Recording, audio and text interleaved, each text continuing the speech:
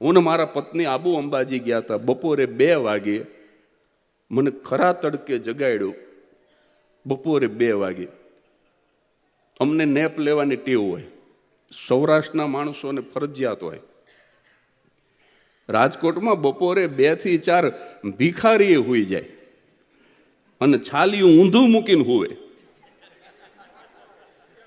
આપણે કઈ કેમ ઊંધું મૂક્યું? તો કે હવળું મૂકીને કોક સિક્કો નાખે ને નીંદર ઉડે, ન ચાલે. 2 થી 4 હોઈ જ જવાનું. 2 થી 4 કૂતરા નથી ભસતા રાજકોટમાં. આપણે પૂછી કેમ? તો કે નો વર્કિંગ અવર્સ.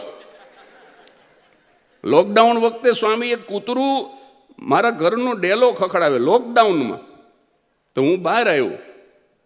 મેં કીધું તને રોટલા તો નાખી દઈશ, પણ એ કૂતરાને વાચા ફૂટી માણાની જેમ બોલવા માંડ્યું. અને એને બહુ સરસ એની જે પીડા રજૂ કરી. આજે કૂતરાને યાદ કર્યો તો કથામાં, એટલે મને અત્યારે શરૂઆતમાં જ યાદ આવ્યું. મને એને બહુ સરસ કીધું. એ કે તમે રોટલા નાખી દો એનાથી પૂરું નથી થઈ જતું. મેં કીધું તો? મને કે 50 દિવસથી તમે કોઈ બહાર નથી નીકળ્યા, પછી અમારી પેઢી હાવ કડવાનું ભૂલી જશે ભલામણ. એને રિયાજ છૂટી ન જાય એની ચિંતા હતી. હા, અમારી પેઢી હાવ કડવાનું ભૂલી જાય. અને એ વખતે મને એક વિચાર આવ્યો હતો, મૌલિક વિચાર, કે જો કાટને વાલે હોતે हैं वो अक्सर काटते रहते हैं, लेकिन अनिल भाई जो बांटने वाले होते हैं वो अक्सर बांटते रहते हैं. બંનેને પોતાના રિયાજની ચિંતા હોય છે. એક હોતા હૈ કાટને વાલા और दूसरा होता है बांटने वाला.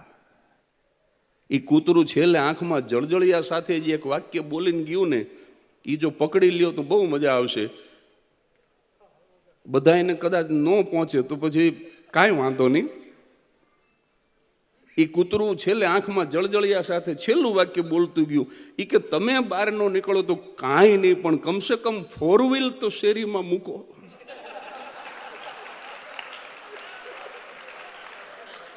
જો એની પીડાને સમજી શકો તો 2 હાથ ભેગા કરજો. બાકી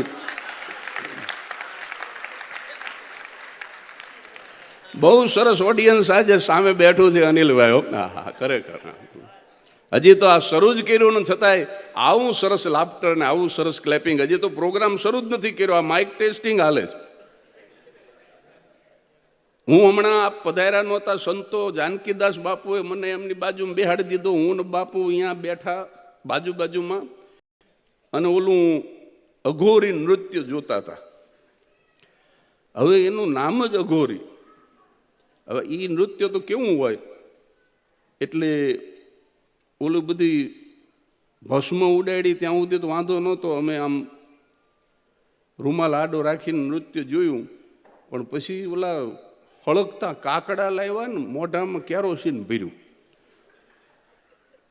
પછી હું તો ઊભો થઈ ગયો. બાપુ બિચારા ક્યાં જાય? બાપુ તો કે મારી જેમ ઠેકડો મારીને સ્ટેજ ઉપર જઈ ન કે. અને જાનકીદાસ બાપુ જે હલવાણા છે, મને તો બાપુની દયા આવતી હતું. કારણ કે એ આપણી જેમ કૂદી ન કહેવાય, એમને તો બેહેડ અહીંયા બેહવું પડે. અને ઓલો અહીંયા જઈને જ પાછો કાકડો કરે.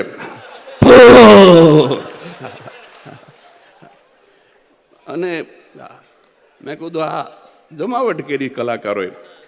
અમારા તલકચંદ શેઠ સર્કસ જોવા ગયા હતા થાનથી સુરેન્દ્રનગર, અને મોંઘામાં મોંઘી ટિકિટ લઈ અને પહેલી રોમાં બેઠા. હું ને જાનકીદાસ બાપુ બેઠા એમ. અને એમાં બધા ખેલ આવવા માંડ્યા. ત્યાં સુધી વાંધો નહોતો, પણ છેલ્લે સિંહનો ખેલ આવ્યો ને, સિંહનું પાય હાવ પડખે આવ્યું ને, પછી શેઠ મૂંઝાણા કે આ ધંધો કર્યા જેવો નહીં. આપણે એવું થયું આજે. હા, ભડકા નજીક આવ્યા ને પછી એમ થયું કે આગળ બેહવા જેવું નહીં. અને એમાં સિંહ છૂટી ગયો અને ભાગો ભાગો માણસો જે ભાગ્યા છે. સર્કસ વાળા ન કરે એનાથી હારા ખેલ તો ઓડિયન્સે કરીને દેખાડ્યા.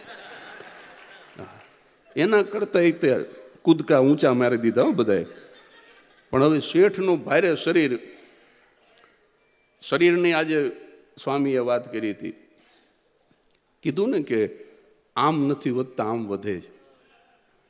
સ્વામી ખરેખર શું થાય છે, જેમ રૂપિયા વધે ને એમ માણા આડા ફાટે, જેમ રૂપિયા વધે એમ ડાબે જમણે વધે.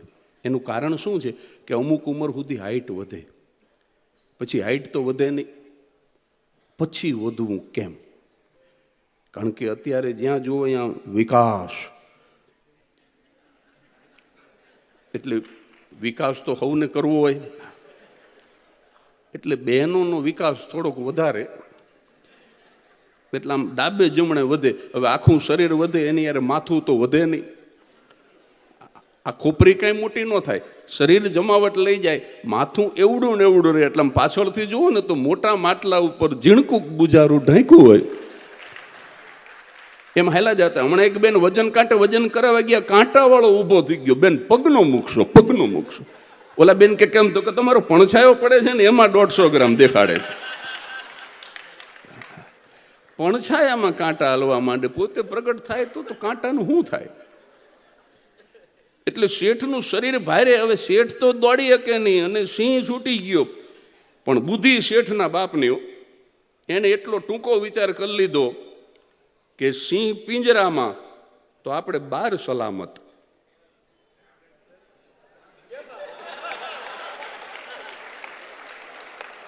શું તમારી સમજણ છે? અને સિંહ પિંજરાની બહાર તો આપણે પિંજરામાં સલામત. 3 જ ફૂટ જવાનું હતું, પિંજરામાં જઈને અંદરથી કરી દીધું બંધ શેઠે. તે જેટલા ગામના નીકળે, નગર શેઠ હતા, એ કે ભૂંડા લાગો છો, આમ આ સિંહના પાંજરામાં તમારા જેવો નગર શેઠ, આબરૂના કાંકરા થાય. અને ત્યારે તલકચંદ એક જ વાક્ય બોલ્યા હતા, એ કે કાંકરા થાય હારું, ઓલા તો પાળિયા થાય ભલામણા. એટલે આ તો હમણાં આ નૃત્ય પૂરું થયું. બહેનોને વિનંતી, જે બાળકોએ આ નૃત્ય જોયું છે એને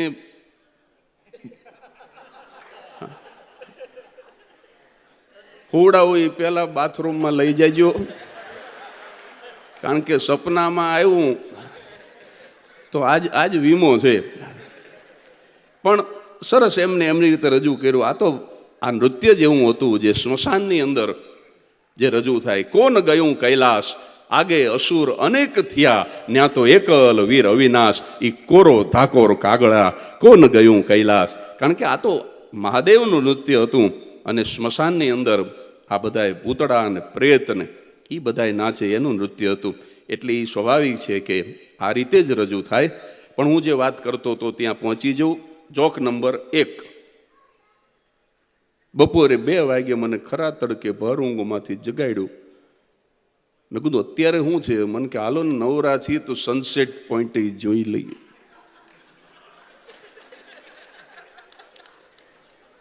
હવે આમાં જેને કવરેજ પકડાણું નથી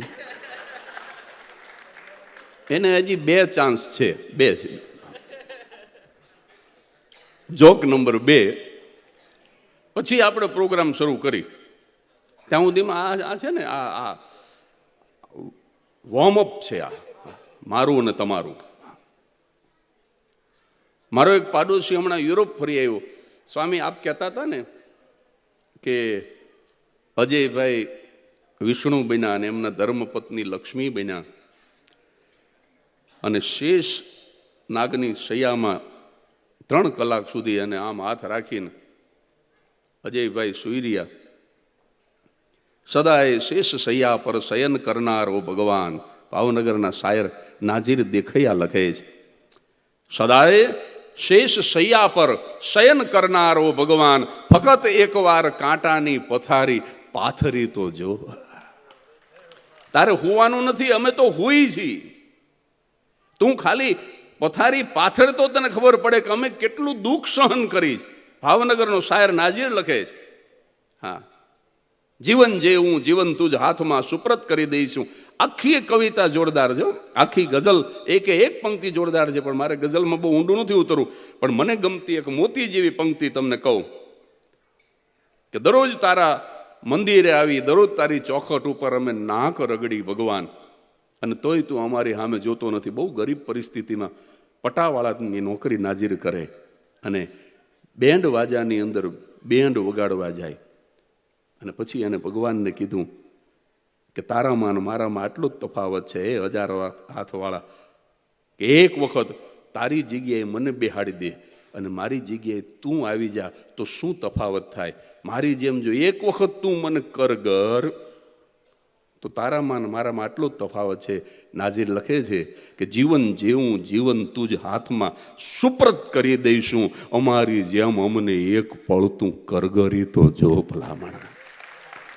અમે રોજ કરગરી, રોજ આહુડા પાડી અને તોય તું અમારી સામે જોતો નથી. એક વખત તારી જગ્યાએ મને બેહાડી દે ને એક વખત જો તું આહુડા પાડને તો જીવ કાઢીને ન આપી દઉં તો હું કવિ નહીં.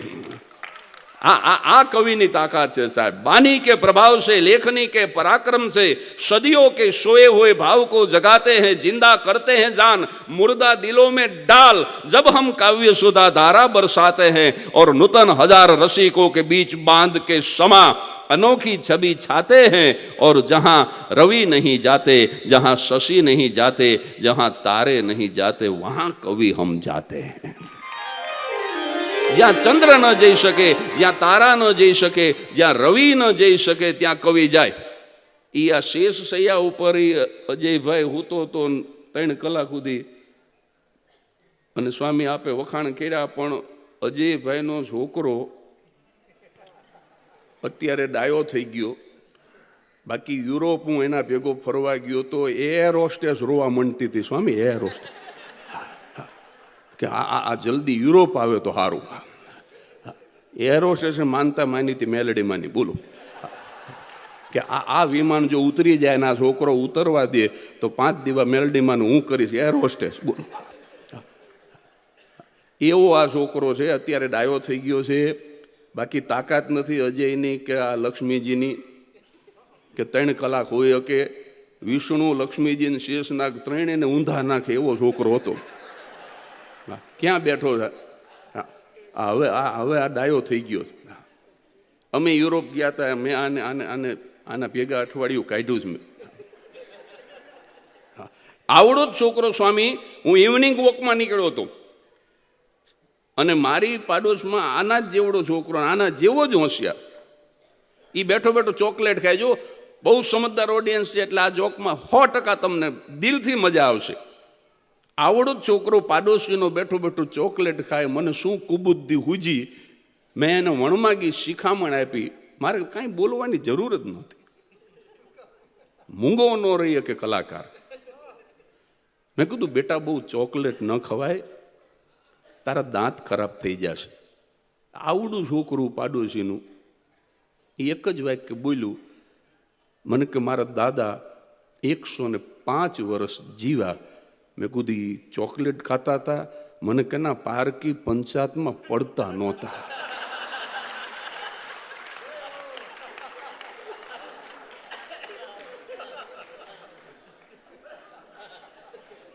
મને કે ચોકલેટ મારી, દાંત મારા. પણ ત્રીજું જેણે કીધું ને એ તમારામાં કોઈને વિચાર નહીં આવી. એ છોકરાને આવ્યો. મને કે ચોકલેટ મારી, દાંત મારા, હું મારા બાપાનો. મને કે 3માંથી ક્યાંય તમારું ઇન્વેસ્ટમેન્ટ ખરું?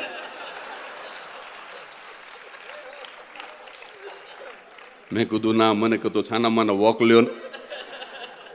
હું એવો ખાર ખાઈ ગયો. ઇવનિંગ વોકમાં નીકળો તો હવાર સુધી આયલો. બોલો. એક બાપાના દાંપત્ય જીવનના 50 વર્ષ પૂરા થયા. મુંબઈમાં મારો કાર્યક્રમ રાખ્યો. મેં બાપાને પૂછ્યું કે 50 વર્ષ તમે લગ્નના 50 વર્ષ, જીવનના નહીં, દાંપત્ય જીવનના 50 વર્ષ કાઢી નાખેલા. મેં કીધું એનું રહસ્ય શું? એ બાપાએ 2 જ શબ્દમાં જવાબ આપ્યો. મને કે ભૂલી જાવું, ભૂલી જાવું. પણ મેં કીધું તમારી તંદુરસ્તી બહુ સારી છે, એનું કાંઈક રહસ્ય હશે. મને કે જગદીશભાઈ અમે 2 માણાએ નિયમ કર્યો છે કે 2માંથી જે વાંકમાં આવે એને 3 કિલોમીટર હાલી નાખવાનું, 3 કિલોમીટરનું વોક લેવાનું. મને કે મોટા ભાગે હું જ વાંકમાં આવું. મેં કીધું તમે તો કદાચ રોજ વાંકમાં આવતા હશો, રોજ હાલતા હશો, પણ કાકીનું શરીર એ સારું છે. મને કે રોજ જો આવે કે આ ડોહો હાલે છે કે નથી હાલતો. એટલે એ જાસૂસી કરવા આવે એટલે 3 કિલોમીટર એ હાલે ભેગી. એટલે રોજ બે માણાનું 3-3 કિલોમીટરનું વોક થઈ જાય. એમાં અમારા બેની તંદુરસ્તી હારી જ. એટલે ઘણી વખત બોલવા જાય ને એમાં માણા ભરાઈ પડે. હજી એક દાખલો આપી દઉં, બોલવા જાય એનું, પછી ઓલી જોક કહું બીજી, પછી આપણે કાર્યક્રમ ચાલુ કરી. એક કાકા ગયા રેસ્ટોરન્ટમાં અને હાથમાં મેનુ લીધું ને રોવા જ માંડ્યા. સામે એક યુવાન બેઠો હતો, અજાણ્યો હતો. એને આ કાકાને રોતા જોયા કે વાય આર યુ ક્રાઇંગ? કારણ કે વડીલ છે ને, અહીંયા યુવાનો પણ બેઠા છે, વડીલોય બેઠા છે, બાળકોય બેઠા છે. મને બાળકો અને યુવાનો કરતાં વડીલો મને વધારે ગમે છે. એનું કારણ તમને કહું કે બાળકો દાંત કાઢે કે ન કાઢે, યુવાનો દાંત કાઢે કે ન કાઢે, પણ વડીલો કમસે કમ રાત્રે સૂતા પહેલા એકવાર તો કાઢે કાઢે કાઢે. આખા દીમાં એકવાર તો દાંત કાઢ્યા વગર ન રહે. આ અમારો ધંધો એના કારણે હાલે. એટલે ઓલા વડીલે અજાણ્યા બાપાને રોતા જોઈને પૂછ્યું, why are you crying uncle, why are you crying? ઓલા કાકા કે હું આ રેસ્ટોરન્ટનું નામ સાંભળી 3 માઇલ જાતે ગાડી ચલાવી, 75 વર્ષે હું ખાવા આવ્યો, આ મેનુ હાથમાં આવ્યું ત્યારે મને યાદ આવ્યું કે મારું ડેન્ચર તો હું ઘરે ભૂલી ગયો, ચોકઠું ઘરે ભૂલી ગયો.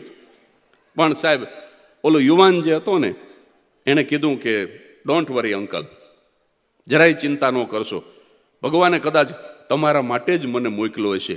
એમ કરીને એને બ્રીફકેસ ખોલી ચોકઠું કાઢીને આપ્યું યુવાને. લ્યો આ પહેરો. ઓલા કાકા કે આ તો બહુ ફિટ થાય, જરાય ચિંતા ન કરો.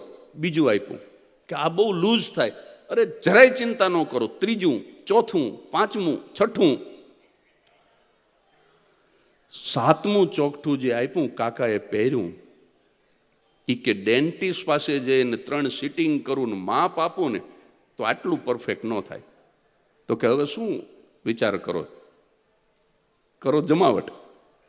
કુદરતે આવી રીતે વ્યવસ્થા કરીને એક જ પ્લેટ ખાવાની હતી ને કાકા 3 પ્લેટ ઉલાળી ગયા. મસાલા ઢોસા, ઈડલી સંભાર ને માથે મેંદુ વડા. 3 પ્લેટ ખાધી, ચોથો ઓટકાર ખાધો ને ચોકઠું ધોઈને યુવાનને પાછું આપ્યું. જો કાંઈ બોલ્યા ન હોત તો કોઈ જાતનો વાંધો નહોતો, પણ ઓલા છોકરામાં જેમ હું હલવાણો એમ આ કાકો અહીંયા ખાધા પછી હલવાણો. ચોકઠું આપીને પૂછ્યા વગર ન રહ્યો. એ કે હાવ સાચું કહેજો, ડેન્ટિસ્ટ છો ને? ઓલો કે ના, હું કબ્રસ્તાનમાં ચોકીદાર છું. 3 પ્લેટ બહાર આવ્યું. આ બોલ્યા વગર નીકળી ગયો તો બધું જામી ગયું હતું.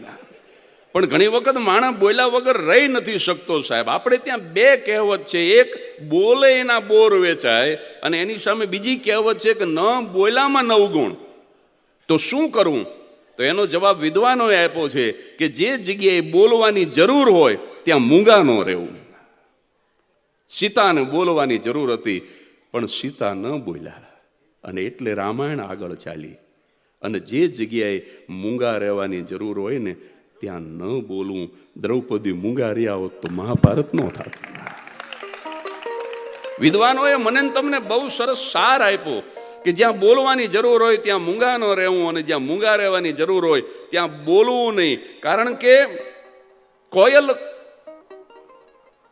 કોઈની પાસેથી, કાગડો કોઈનું કંઈ લઈ લેતો નથી, કોયલ કોઈને કંઈ દઈ દેતી નથી. કાગા કાસો લેત ઓર કોયલ કાસો દેત. કોયલ કોઈને કાંઈ આપતી નથી ને કાગડો કોઈનું કાંઈ લઈ લેતો નથી. લેકિન તુલસી મીઠે બેણ છે, જગ અપનો કરી લેત. કોયલ ભલે કાંઈ ન આપતી હોય પણ કોયલ માત્ર એના મીઠા સૂરના કારણે, એના સ્વરના કારણે આખી દુનિયાને પોતાની કરી લે.